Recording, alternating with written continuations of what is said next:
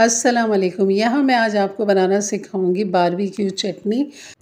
क्योंकि बकरा ईद पे ज़्यादातर बारबेक्यू हो रहा था, बिल्कुल उसके साथ अभी चटनी बना सकते हैं।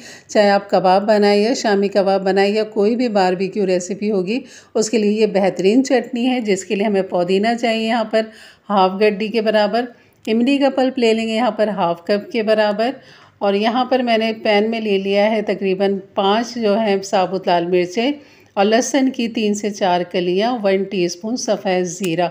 इसके अंदर हम थोड़ा सा पानी डाल देंगे हाफ़ कप के बराबर, और फिर हम इसको पका लें 1-2 मिनट के लिए यहाँ पे, ताकि मिर्चें जो हैं थोड़ी सी नरम हो सकें।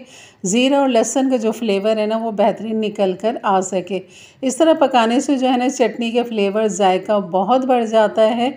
यकीन करें, बहुत ही लाजवाब ये चटनी। आप कोई भी रेसिपी बना रहे हो अपने बारबेक्यू के लिए, या कुछ कबाब हो या शामी कबाब हो या सीख कबाब हो, सब के लिए ये बेहतरीन रेसिपी है। यकीन करें, बहुत ही लाजवाब है।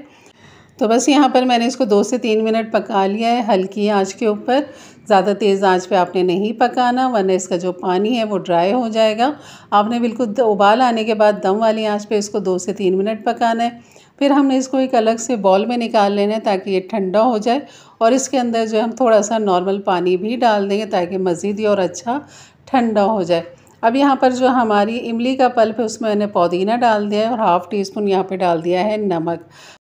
तो बस आप इसको ब्लेंडर के अंदर डालें। इमली का पल्प, पुदीना और नमक वो हमने डाल दिया है यहाँ पे, जो एक जगह इकट्ठा किया था। उसके बाद फिर हम ये जो हमने पकाया था साबुत मिर्च, लहसुन और सफ़ेद ज़ीरा, वो हम यहाँ पर डाल देंगे, और इसको फिर आप बारीक आपने पीस लेना है इस तरह।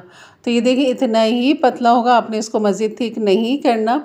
ये इतना ही पतला होता है जैसे कि आप बाज़ार में खाते हैं, तिक्का बोटी हो या कोई भी बारबेक्यू हो, उसके साथ ये बहुत ही लाजवाब चटनी है। उम्मीद करती हूँ आपकी रेसिपी ज़रूर अच्छी लगी होगी चटनी की बकरा ईद के हवाले से। तो इजाज़त दीजिए, अपना ख्याल रखें। अल्लाह हाफ़िज़।